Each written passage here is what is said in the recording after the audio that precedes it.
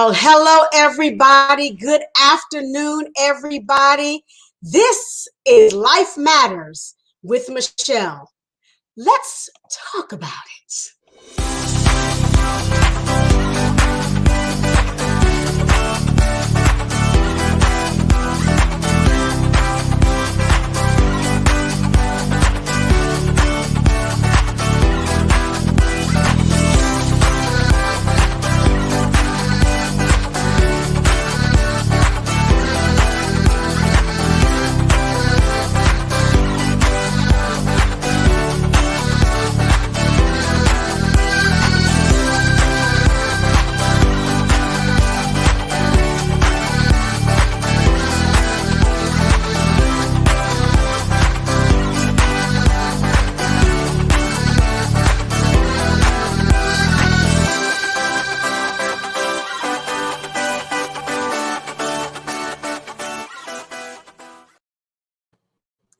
Well, hello, everybody. Hello, everybody. Today is Sunday, January 17th, and this is Life Matters. I thank you all for joining me on today. You know, this is the platform where we get to talk about what matters in our community, what things affect us in the African American community. And I just want to remind each one of you, if you have comments, please post them and I will field them to our wonderful guest on today, who just happens to be none other than Miss Carol Williams. Say hello to the people, my dear. Hi, everyone. Hello. Great Sunday evening or afternoon, rather. Yes, yes, yes. Well, let me introduce this amazing woman. Let me tell you something. She is amazing. She is the founder of I Care Solutions, LLC. And it is a community-based organization formed to improve the lives of the broken, the outcast, the disenfranchised. I Care Solutions, LLC currently encourages, equips, and empowers grieving individuals. And God knows we need that in this day, in this hour. Carol is a registered nurse, an advanced grief recovery method specialist certified by the Grief Recovery Method Institute. She is a speaker, an amazing author. Her latest book is Christ Optimizes Victory in Depression, Prayers for Uncertain Times. If you know what that stands for, it's actually COVID, COVID, Christ Optimizes Victory in Desolation. You got to get that copy. I'll talk about it more at the end. Amazing, amazing. She's writing while surviving life challenges, which is a 30-day journal, a seed for the day. This is an email that she sends out every month, and I promise you, it would bless your whole entire life. Let me tell you, she does God's words producing productivity, beyond the pretty dress, women serving powerfully beyond church walls, where she is a contributing author. She is also a covenant and contributing writer to Motivate Me magazine. I tell you, she's a writer. Let me tell you, she is currently serving under the dynamic leadership of Pastors Joseph and Lakeisha Brown at the House of Healing DMV in Capitol Heights, Maryland. And through her ministry and willingness to serve, God has allowed her to share the message of hope here in the United States and as far as Uganda. I've been there. Let me tell you, that's ministry over there. She believes the Lord orders her steps, and she lives by the same motto that I live by. If I can help one person along the way, then my living is not in vain. Hello, my beautiful sister. Hello, my beautiful sister. Hi, Pastor Michele. Hello, hello. I am so excited about this topic on today. Again, ladies and gentlemen, this is Life Matters with Michele, and we are talking to none other than Carol Williams. And today's topic is one that is very suitable for the season that we are in. Not that it didn't matter before, but I think it's very poignant for where we are in our society, in our world today. And that is the grieving process. The grieving process. So, Carol, open us up, start us out, give us a working definition, because a lot of people get the word misconstrued. Explain to us or tell us what grief is. So, grief is the normal, natural reaction to loss. It's the normal, natural reaction to loss. And we experience grief with every major stage of our lives. So grief is not just related to the death of a loved one. And that's important to understand. Grief can be experienced with many different life processes, including divorce, including the loss of a job, the loss of a pet. So it's normal. It's the normal, natural reaction to loss. And that's really important to understand that it's normal. It is normal. And it's also experienced when any change of behavior or any change in our environment happens, we can also experience grief as well. So as it relates to COVID-19, whether we want to admit it or not, we are all 100% grievers because something has changed in our environment, in the way that we normally handle or do things. Absolutely. And if we were to speak to the COVID thing, and I'm so glad that you added those other elements into grief, because a lot of people have the misconception that grief is only associated with death. And I can relate to grief on a number of levels, from having been divorced, from having lost a pet, I remember grieving when I retired from the military. I served for 26 years. And when I was put on the list of reduction of force, even though they came back 3 years later and said, oh, you were never supposed to be on the list, I had gone through this grieving process. And even now, even when I watch TV and I see the troops mounting up and see people in their gear, and, I still have my combat boots and I saved one uniform, one BDU and one set of blues, I still feel that grieving because now their sense of belonging is now gone. So I'm so glad that you gave that blanket statement, because a lot of people believe that grief is only associated with death. Now, when we look at the COVID situation, I think about people and I hear them when we're at work, when we're on Zoom meetings and all of that, they're grieving interaction. Right. Exactly. And who would have thought that we would be grieving interaction, being able to walk up the hall to somebody's office or sit in a meeting and share lunch while we're talking about whatever the matters of the day. And so grief is, it's so misunderstood by a number of people. So tell us, give us the stages of grief. I know that Elizabeth Kubler-Ross has stages, and I know that there's a David Kessler. You can tell us, you're the guest. Tell us about the stages.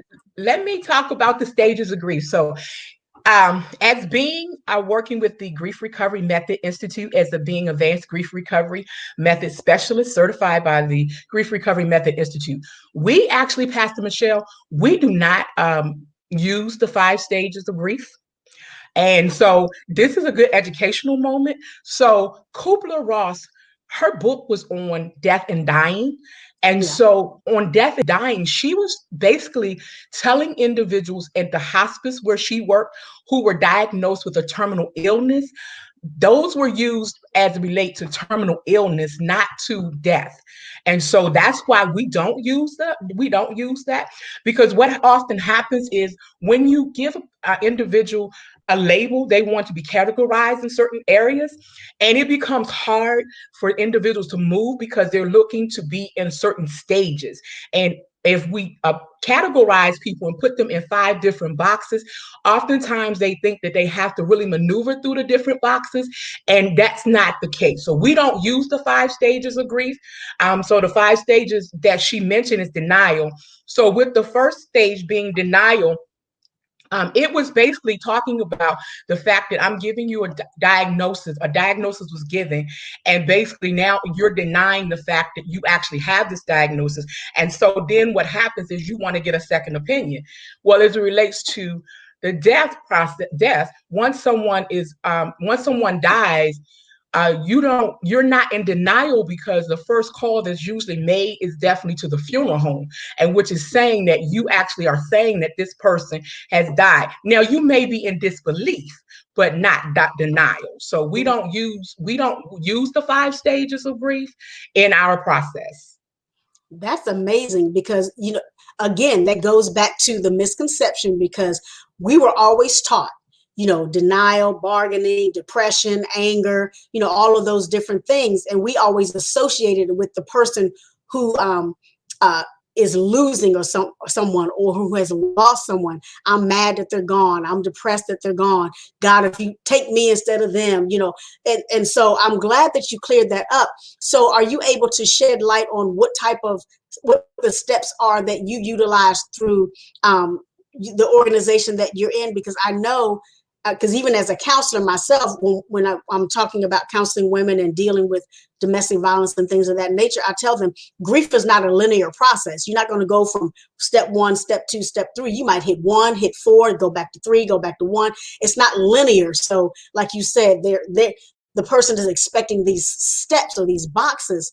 What is the process, or what does it look like for your group when you're talking about the grieving process? Because I think we all need to be educated right here. Right. Very good question. So, what the grief recovery method, what we're focused on, we're helping individuals discover what is incomplete and unfinished in each individual relationship so that they can take the necessary action to deal with it. So, we're dealing with what do you wish you would have done different, better, or more as it relates to the relationship, because we believe strongly that grief is not intellectual, it's an emotion, it's emotional. So we talk about bringing, how do you bring completion to what you wish you would have done different, better, or more. And so what we do is we're providing you tools to help you recover. And so when we say recovery, if I can continue, Yeah. when we say recovery, it's important to understand, because we're not telling anybody to get over it. What we're doing is we're teaching you tools how, once you complete the program, how you will feel better, and you're able to actually begin to share and have dialogue conversations concerning the loss without allowing it to cause you any emotional challenges. That is amazing, because you know what? And you'll hear me talk a lot about counseling, because I have my second master's is in counseling, crisis counseling, and so oftentimes when we're doing life coaching and things like that, we're trying to partner with that individual to get to the other side of better. And so I love the fact that your process is actually help them to have a different perspective and a different look at where they want to be. How do they want to look, outside of whatever that has happened to them or happened within them. I love that process. So when you all do this, I mean, I know you all are probably doing it virtually now, but do you all give them activities? I mean, how, give me an example. If you had a scenario, what would be an example of how you would take somebody from cradle to grave, as we say in the military, from start to finish in this process? What does that look So like? let me just start and say that this definitely is a program that works. And so we have been in existence for 40 plus years. We have 6,000 plus specialists, and we're not only just in the United States, but we're actually globally. We're in the UK. We're in different countries. Our material is in different languages as well. And so I know the program works because what they had us do as specialists, we all came together thinking that we were actually going to just learn how to actually help individuals, but we had to work the program ourselves as well as learn the information. So how this looks is, first of all, we have different programs. We have what we call grief support groups. Now, with the grief support groups, that's an 8-week program. And 8-week programs, what we do, we start off with going through what is grief. We talk about what is myths. And then we begin to actually, the third week is really when the challenging part comes in, because we begin to deal with all the losses that you've ever had in your life. We talk about that part. And then, we want individuals to work on one specific loss. And then based on that loss, that's where we begin to dig deeper. What is it that you wish you would have said differently? What is it you wish you had said more? So that's basically the gist of the program. And so we label this definitely as grief work. It's grief work, and it takes being honest with yourself and wanting to get to the place where you're wanting to recover. And so we also have the online portion, which I originally was a grief recovery method specialist. And then I became an advanced grief recovery method specialist, because the advanced grief recovery method specialists are those who do the portion online.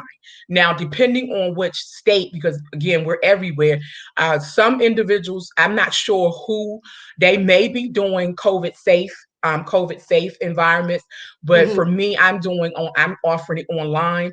And then we also have helping children with loss for the parents. We only definitely for clients, we only do adults, but there is a program to help the parents to understand how to help their children with loss. And we also do a program, we also have a pet loss program.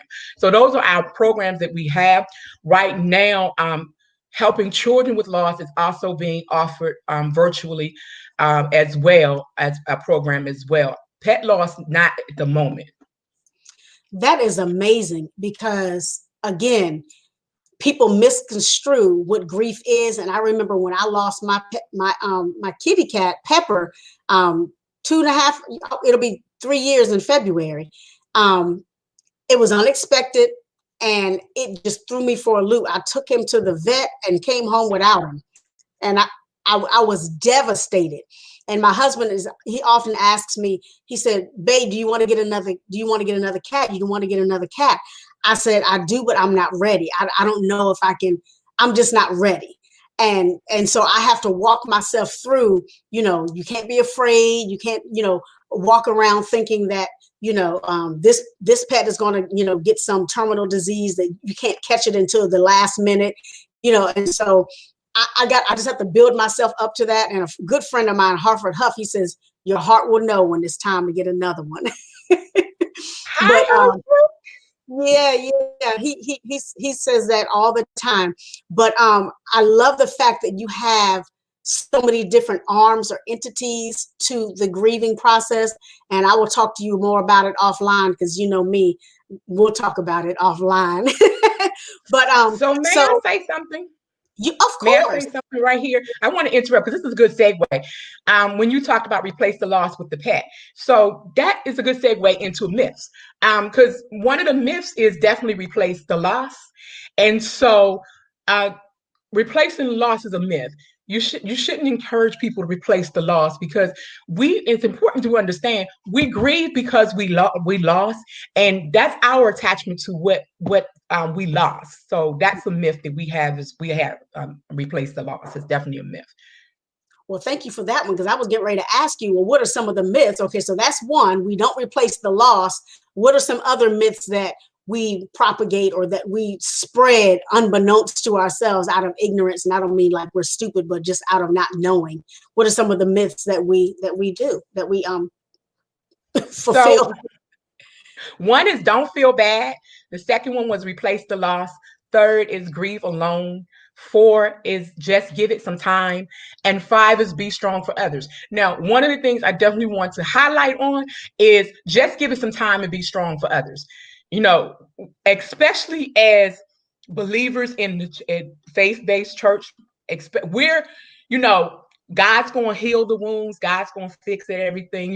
Yeah, with time it heals. We say different things, not even necessarily in the church. We always say just give it some time. You're going to get better as it with time. So the reason why we say don't just give it time, the analogy that we use is we use the tire. Now, if your tire is flat, you're not just going to stand there and sit there and just watch air go into the tire. You're going to have to do some type of work Yeah. for the tire to inflate, and it may be the fact that you may even simply have to go get a new tire. So with grief, time doesn't heal all wounds, but grief work does heal all wounds. And I am going to add to this, and I'm saying I'm going to add, not grief recovery, I'm adding to this, God and grief work. Yeah. Does the God and grief work? It's imperative to incorporate grief work. And oftentimes what happens is when an individual experiences grief, it's just that they just automatically think, because this is what people have told people, that it's just eventually going to go away. There are people, and someone even may be listening, who has been having these emotional responses that are normal to grief for years and have been in a place of being stuck because not bringing completion, not closure, but completion to it by Mm. simply using tools, going to counseling, doing the grief recovery method program, doing some type of work to allow you to be able to get to the point where you are able to recover, not get over it. And the other one I definitely want to elaborate on is be strong for others. We often tell people, be strong. And I know, yes, we should be strong in the Lord and with powers might. I understand that part. But remember, it's when we say that we're weak that really he becomes strong. He So becomes as strong. yes, and he becomes our strength. And so it's important to be able to articulate and be okay with saying that I'm not strong. And I remember, and I always use this analogy. I remember when about 2 years ago, when one of my cousins, when she had lost her son, she's a very strong person. And she definitely was strong. And I was having a conversation with her post the funeral. And one of the things I said to her, I said, I'm gonna tell you this. I said, I'm gonna tell you, you don't have to be strong. The minute I said you don't have to be strong was when the breaking You happened, cried. because she was so tired but wasn't able to articulate to individuals that she doesn't want to be strong. She wants to cry. This was her child. So individuals telling people to be strong, let's allow people and create a safe place where they don't have to be strong, but they can be themselves as far as what they're feeling. And if they feel like they want to cry, let them cry. Let them not have to be locked into a box of being strong. Absolutely. And I've had to tell people that, whether I was counseling them or, whatever the case may be, it's like, why do we judge people's faith based on the fact that they want to cry or based on the fact that they're in pain? We've got to get away from it. That's religiosity. That is not God. God does not judge us when we cry because he catches every tear that we cry. And so I think it's incumbent upon us as people, as our community, as faith-based or whatever the case may be, to stop telling people that their tears are a sign of weakness. That is not true. That is a trick to make us think that, we can go through life putting a Band-Aid on, and at some point, those emotions are going to manifest themselves at the wrong time, in the wrong place, in front of the wrong people, and they'll think you're an angry person, where in actuality, you're now just so tired. You are weary, and now it has exploded in the most inopportune moment, in the wrong place, in front of the wrong person. And they're like, well, this is an angry person. It's like, no, they're somebody passed or they lost the job or whatever, and they've been holding it in for 2 years, not able to say anything because of judgment. So I'm so glad that you said that. We have a question from our audience that says, how do people take corrective actions for their mistakes in grief? So I'm assuming it for those who operate under those myths. Well, if you're operating under the myths, basically it's education. This is where education comes in. And I think this is why the grief recovery method is an excellent program, because honestly, I have to admit, prior to grief recovery, I was one who definitely did not know, because I didn't know that there were like, why do we not deal with the stages? Because I've always been taught the stages. And also I've always been taught, and I've heard many a times, just give it some time. I've always heard be strong for others. And so it's important to really educate yourself. Grief recovery method, the handbook is a wonderful, wonderful resource without even taking the program, because it explains the myths in more details. And it's important. It explains in more details about that. So taking corrective actions, I would say, definitely would become education. And then if you are an individual that know you need to do the grief work, then definitely begin to start doing the grief work. That's amazing. That's amazing. And so when we're talking about the myths and we're talking about the process, thank you for clearing up the fact that, Elizabeth Kubler-Ross's, their steps, but they're not I don't want to say the correct steps, but in terms of how we get through the situation or how we allow ourselves to grow in it or through it or whatever. Will grief ever end? That's a good question because individuals think that grief will end. Grief doesn't have a time limit. It will never end because you grieve because you love. And grief comes in remember it's the normal natural reaction to the loss. So you may always come across some type of fragrance or a music or even a song that someone played or some words that someone say that may bring memories of your loved one. So no, and it comes in it can come in waves, and one of the things that Vicky Harrison says, she says that grief is like an ocean. It comes in waves. It ebbs and it's flowing. It flows in waves, and sometimes the water is calm, and sometimes it's overwhelming. All we can do is learn to swim. And Yeah. that's really good. So no, it won't. I mean, we can't. Sometimes you can't even control it. I would say my mom. I've experienced numerous loss, but my mother, my best friend, she died in 2005. My mother died in 2006. Niece died 2016, and I am really, there are moments where something will happen, where like, oh my goodness, and I might have a moment where I'll feel like, I'll cry or so no, grief it never ends. We grieve because we love, and we will always have a place in our hearts for the individual that we lost. And that's, I'm so glad that you said that, because a lot of people, like you say, it's been 10 years, you're not over that yet. It's been 5 years, you're not over that yet. Now, my father passed away a year ago. Was it a year ago? No, it'll actually be 2 years in September.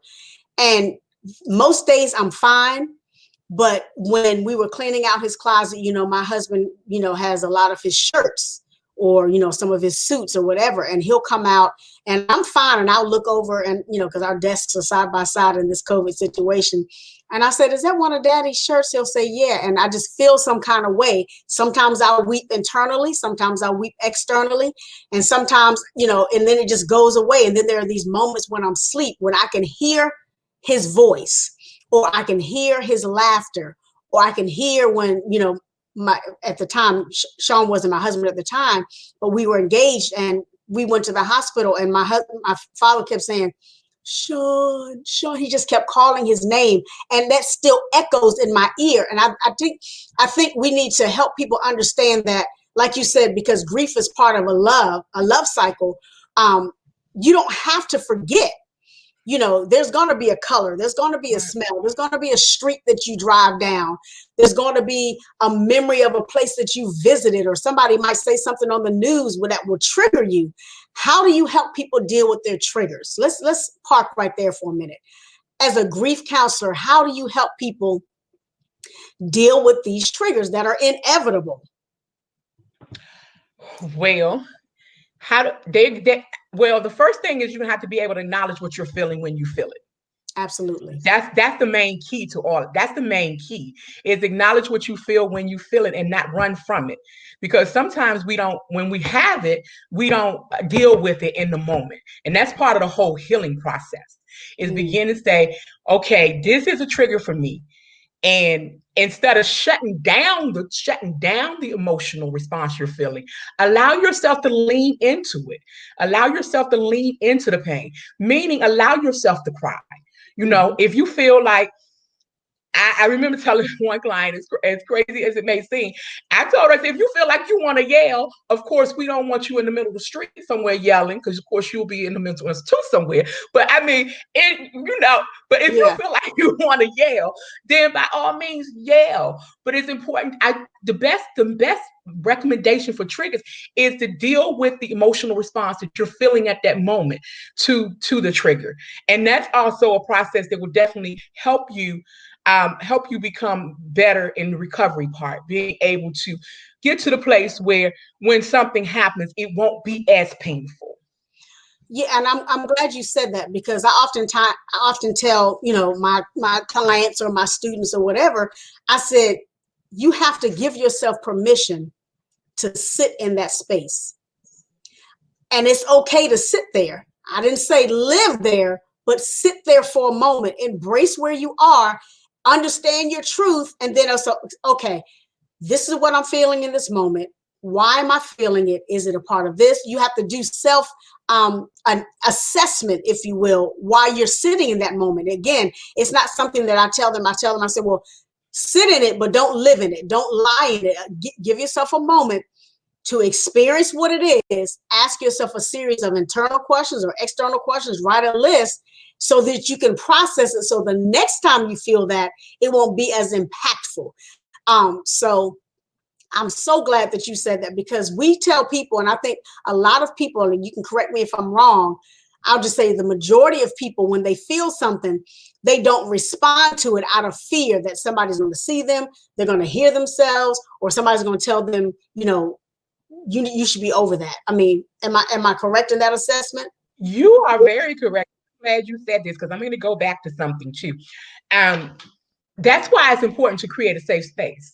And what we tend to do, and we don't realize we do it, this goes back to the corrective question. Someone asks corrective action question. Oftentimes what we do, we try to fix individuals. Grievers do not need to be fixed. They're not broken. Right. They're not broken. So it's important to create a space where they can experience what they feel, and they don't. Grievers tend to not, when they're having their emotional responses, they don't tend to want to let it out because of how people are going to say, what people are going to say, for instance, like, don't cry. That's a big one. Don't cry. Well, why not cry? No, why not cry? Crying is healthy. Crying is healthy. It actually releases a hormone that actually helps in decreasing even stress. So Yes. crying is healthy, and please, let's not tell people to get over it. Let's not tell people to get over it. We don't understand what people are going through. What was their relationship? It's a lot of dynamics to things. So we tell people, our words actually cause people more harm than it causes individuals good. And sometimes that's one of the things I always say. I have a group, Strength for the Grieving, by the Grieving. It's a Facebook group. And they'll hear me. My favorite line is, it's okay. And the reason why I say it's okay to feel what you feel, how you feel, because if we don't give us a safe space, then that is actually impacting people healing versus allowing them to really be able to heal. So telling people to get over it, or even as much as we love, as those individuals who love God and your faith, not all the time are individuals really necessarily wanting to hear a whole lot of scriptures at that time and moment. So sometimes we have to really be mindful and be sensitive to what's going on with the person. And we at the Grief Recovery Method, we always say that we are a big heart with small ears, which means that we're listening to you and allowing you to talk, allowing you to share what you're going to share, and not be so quick to offer any suggestions or comments or anything, because we want to hear what's going on with you. And so that's really what we do. Well, that's amazing. You were saying we tell people to get over it. I was actually watching a sermon this morning by Bishop Avery Kinney, and he said, don't get over it, grow over it. And I think when we allow people to experience what they experience, we allow them in their humanity to be human, and give them a safe place to land, and that sensitivity and that empathy. We've got to understand, how would we feel if we were in that particular posture? Would we want somebody to tell us to get over it? And our words have power, and they lay in people's hearts and spirits differently. And so where one person might be able to handle the, don't cry, get over it, most people cannot. They act like they can, but then all you're doing is really pouring salt into the wound, because they want to remember the person. They want to remember the job. They want to remember the situation, the pet, whatever it is, they want to remember it. And when you're giving them a directive that goes against where their heart is, it's almost sabotaging their healing process. I mean, that's how I see it. Am I wrong? No, it actually is sabotaging the healing process. And so, and sometimes grievers really, believe it or not, they feel some kind of way when they're going places and you act as if their loved one never exists, meaning you're afraid to talk about their loved one. You can ask them, are you okay if I talk about the loved one, versus just not saying anything at all. And that, I think that really that really does bother grievers. I've heard that, wow, they're acting like, Bob or Sally, whoever, whatever the name is, Didn't didn't exist. exist. Whatever the name is didn't exist. So that's really important too. Another thing I want to say right here too is, because I see this all the time, especially in the Facebook world, social media world, is that when someone says that they have lost a loved one, let's talk about lost a loved one. Oh, I know how you feel. No, you do not. I'm so I hate this is not to offend anyone, because we all have been guilty of this. Now, I did not learn it. I learned this by becoming a grief recovery method specialist. And sometimes that's why I say education definitely is important, because we do things not that we mean any harm. It's just sometimes we do things we don't know. We really honestly don't know. But you don't know how someone feels. You You may have be able no to idea. relate, but you don't know how they feel. Right. And I remember, and I can get another analogy. I remember this when my cousin lost her mother, my aunt. Um, my mother at that point was still living, and because this is what I've been used to saying, oh, I understand how you feel. And so when my mother died, I wind up actually calling her and apologizing to her, because I said, please forgive me for saying I know how you feel. Because if I had any indication or inclination, or if I had any clue to what you were feeling, I know that I would have been more present, because I cannot imagine just the pain that I'm feeling that you're feeling. And so another key too is, for those individuals listening, and you are honest that you're in a place where you definitely are grieving, never compare where you are in your process with your emotions, or where you are with grief as it relates to someone else. Everybody grieves differently. This goes back to why we don't do stages, because everybody grieves different. It's individual. It's an individual process. And again, here we go. Be okay. Be okay. Yeah, yeah. And excuse me. And I'm so glad you said that, because again, people will sit there when they're going through something, and they'll say, well, when it happened to me, I did this, and when it happened to such and such, they did that. That's wonderful. That's their experience. That's their reality. And so say for instance, for me and my sister, when we lost our father, she was just distraught, all on the floor. I mean, she just had a completely different emotional response than I did. It's not that I didn't care. I did cry, but I had to wait to get through all of the plans and preparations, because estate planning was not in place. So I had to step in and help my stepmother plan everything, get everything done. Maybe a week after he passed, I was able to release. And so while she was totally distraught, I was on planning mode, trying to get this in order mode or what have you. And for us to make the assumption that there's a specific time you're supposed to cry, there's a specific time you're supposed to be mad, there's a specific time you're supposed to be okay, that is such a falsehood, because it's causing people to go into mental anguish. Yes. Sometimes, and I'll say this, complicated grief can lead you into some type of mental health crisis. Am I right? Yes.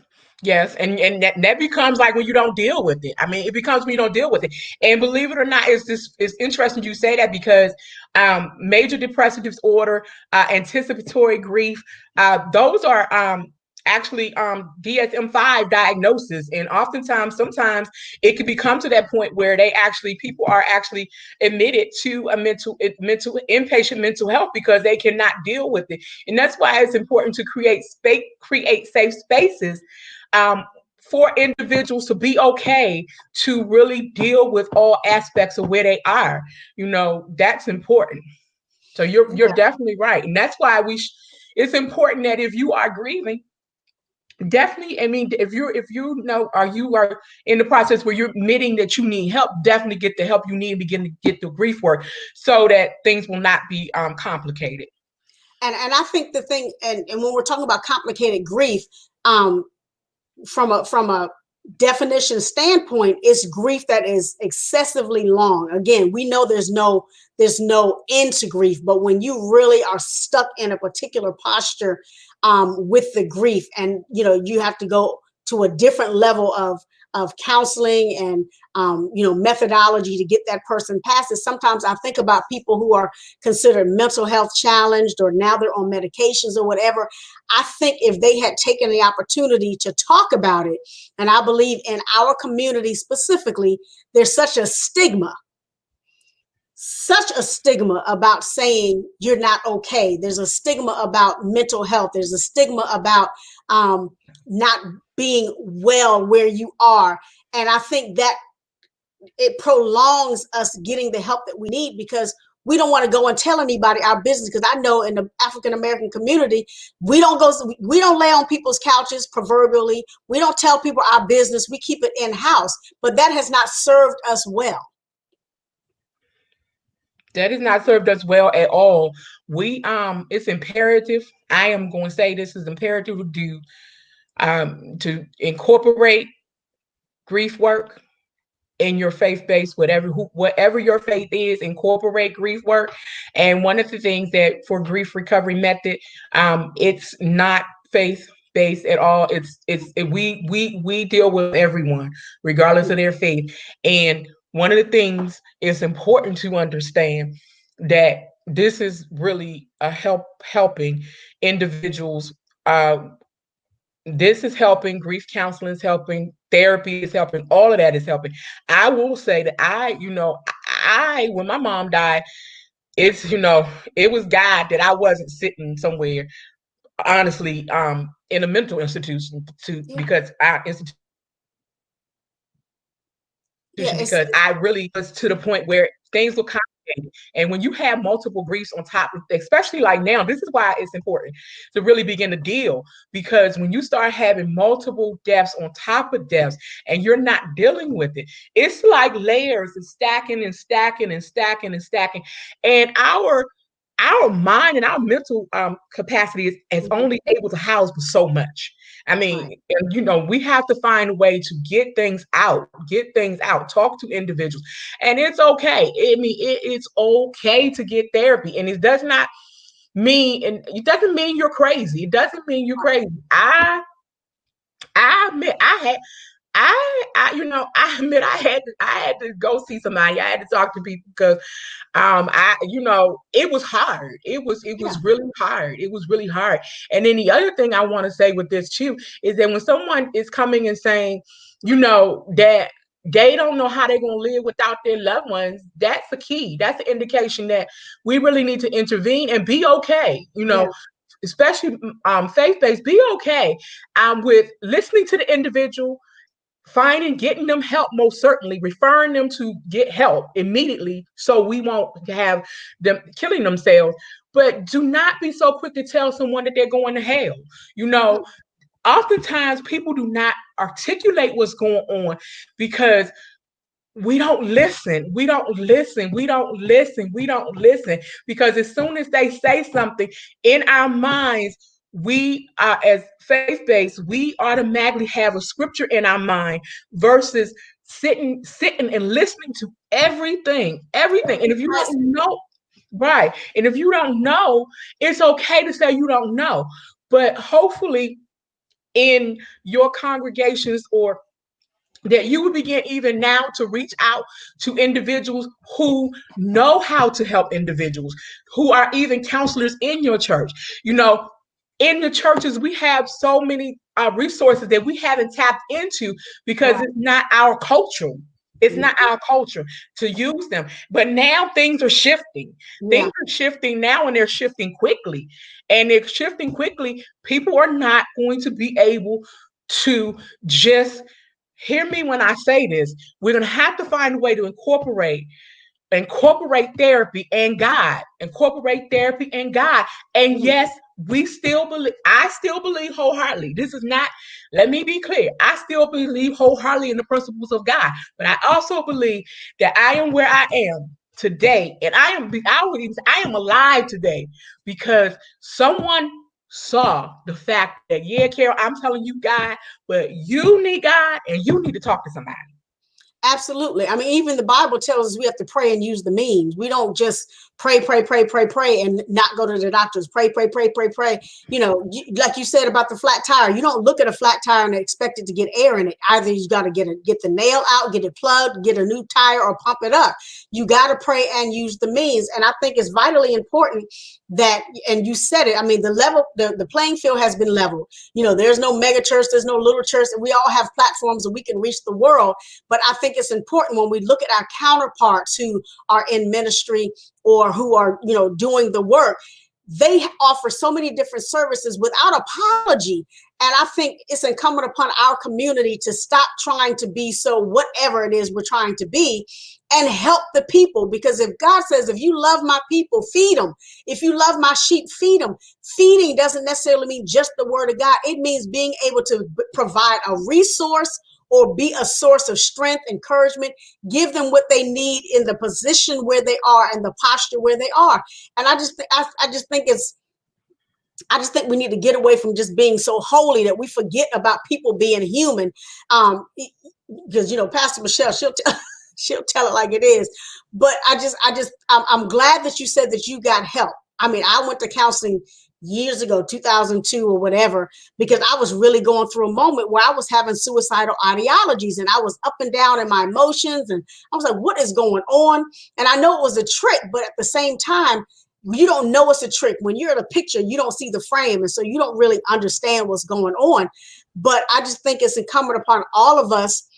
If you don't know what to say, don't say nothing. Don't say anything, and send the person true. to someone who knows exactly what they're talking about, or somebody who has some semblance of understanding about the topic. Because when you start giving these platitudes, you know, of something that you heard grandma and them say 15 years ago that had no relevancy to where the person is, you're going to damage them further. That is true. And I want to say one thing. Pastor Michele. Well, come on. And this is important. And hear me when I say this. I hope that we, as the body of Christ or faith-based individuals, however you want to label yourself, I hope that we begin to see that with everything going on, we have to begin to find out how to connect and use our resources. Meaning that if you don't provide the service, it's okay to admit that you don't have the service and not be in a place where you feel like you can't reach out somewhere else. Connect and merge. If you have to merge, you know, Pastor, I have members in my congregation who need help. I see that you have counseling. Can I send them there? Begin to find a way to begin to merge together so that we can provide services for people so that they can be healthy and whole. But do you know why they don't do that? I do. And I'm going to say it, even if you don't say it. Go ahead. They don't do that because they think that somebody's going to take their members. But like I always tell people, I said, you can leave or you can go, you can stay. They're not ours anyway. Everybody that sits under the auspices of our ministry are on loan to us. They don't belong to us. And so if you are that insecure that you can't send one of your members, one of your coworkers, one of your whoever, it doesn't have to be faith-based. If you can't send a loved one, a person that you care about, to another resource to get help for fear out of losing them, then you need counseling. Well, I will say to my intercessors, because here I go to my intercessors. Come on now. I would say to my intercessors, this is an area for us to pray. This is this is serious. This is an area for us to pray because we don't ever want to be anyone's stumbling block. Yeah. Not only stumbling block for them becoming saved, but or getting to know Christ or coming back to Christ, or the spiritual aspect. We don't want to be anyone's stumbling block in any aspect. And so if anything, if this, things are going on, then this is something clearly those intercessors who are watching the broadcast, this is something for us really to begin to pray and begin to pray and put it under prayer so that so that people can be healed, and also so that we won't have people silently even struggling with suicide. And Yeah. so we won't even have people take their lives, Yeah. you know? I mean, so we won't have people that really, and when I say this, you know, if you need mental health, most certainly mental health, we want you to get mental health. But if I believe wholeheartedly, we begin to create spaces for people to begin to deal with what they're dealing with, we can help reduce some of the inpatient mental health admissions that are Absolutely. on the rise now. I mean, on the Absolutely. rise, seriously. We can begin to help, you know.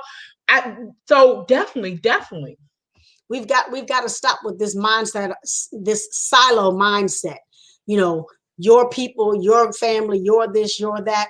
We have lost that community feel. We've lost that what it takes a village mindset, if you will. And I think it's incumbent upon us to get back to that. Our whole nation is grieving Whole nation, whole nation, through so much that has happened whole since, nation. the top of 2020. Our whole nation is grieving. So it's not just your church, it's not just your family, it's not just your business, it's not just your job, it's not just your spouse or your children. The whole nation is grieving, and we have got to come to a place in our minds and our hearts and understand that if we don't all get help from this, because we're grieving so much loss. Again, not just the 390 some thousand people who have actually literally lost their lives, but people are grieving the loss of self. They're grieving the loss of familiarity, normalcy.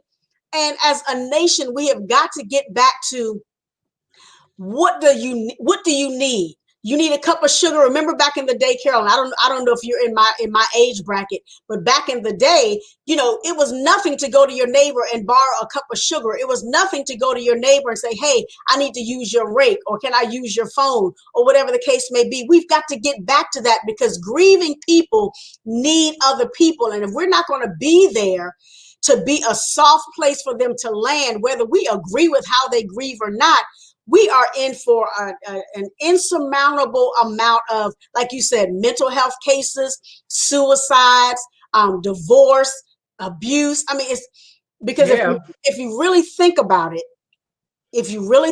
some of these people in these mental health situations, that is just a symptom of the underlying thing.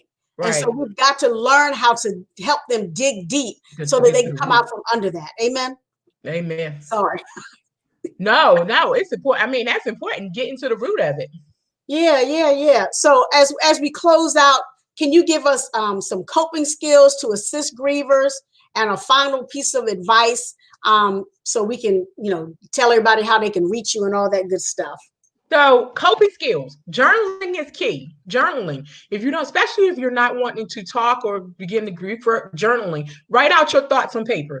And then even, one of the things you can do is write. I mean, you can actually write a letter to the person that Yeah, you lost, or even write anything, write a letter, or write, not necessarily lost a person, but lost a job. Just write your feelings out to related to the loss. Express your emotions. We talked about that.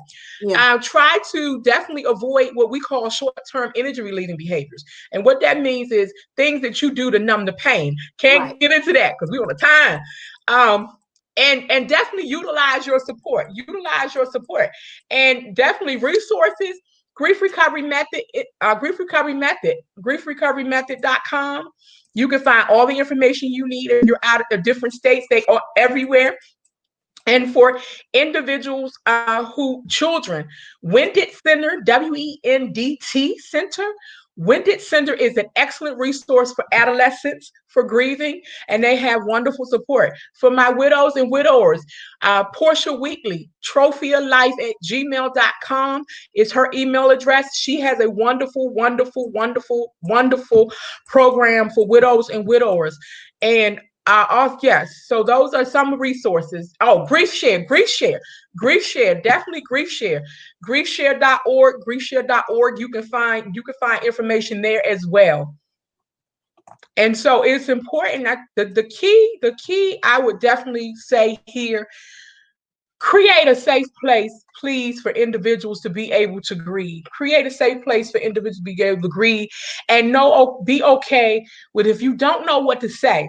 And if you don't know what to say, Be okay with not saying anything. And sometimes it's okay, believe it or not, to tell the individual, I'm sorry, I apologize. I don't know what to say at the moment. Believe Mm, it or not, the individual will respect you for saying you don't know what to say versus telling them something that's not beneficial to them. So thank you, absolutely. Pastor Michele, for this opportunity. Thank you all for those who are tuning in. Thank you for those who will tune in later. I appreciate this opportunity.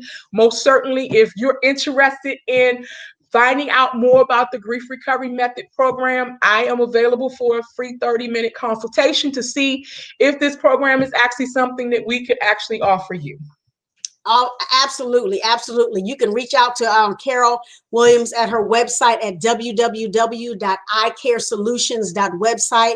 Again, you can reach out to her to www.icaresolutions.website. Where can we find your books? Whether it's the My books COVID. are actually on, they actually are on the website as well. They're actually on the website as well. And actually, all of them also, too, are on Amazon.com. Wonderful, wonderful. Because we want people to pick up these resources. She's an amazing writer. She has a lot to say. She has a lot to pour into you. You will not be disappointed one iota.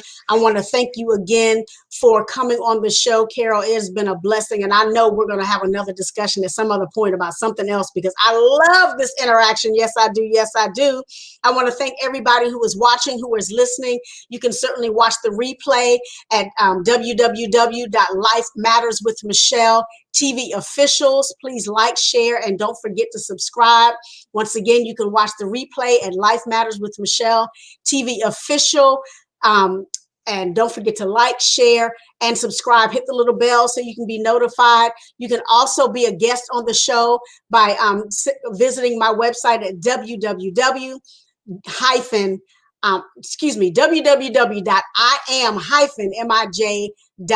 You can send me an email. You can just reach out, and I'm now scheduling guests in July. I have, I was saying June, but now I only have one slot left in June. And so now I am scheduling guests for July 2020. This is season 2 of Life Matters with Michelle. You can also listen to this show on Fridays at 4 o'clock on sensationalsoundsradio.net. We're everywhere. So there's no excuse for you to say, I didn't hear the show. I didn't know the show was available. So again, you can watch the replay at YouTube, not you, WW. I'm twisted. YouTube, Life Matters with Michelle TV official. And then on Fridays at 4 o'clock p.m., you can listen to it at sensationalsoundsradio.net. Thank you, Sister Carol, Elder Carol, Lady Carol, for coming on and blessing us today, talking about the grieving process. This has certainly been a rich experience. We are excited about what is going on in your life. And we certainly can't wait to get all of your resources, your books, so we can learn more. All right, everybody. Thank you again, Carol, for coming on. Thank you to all of my listeners, all of my viewers, all of everybody who's tuning in. Thank you so much, because you don't have to stop by, but we appreciate the fact that you do. So thank you again for tuning into Life Matters, where we talk about what matters to you in your life and in our community. See you right here next time. Have a blessed week. Bye-bye.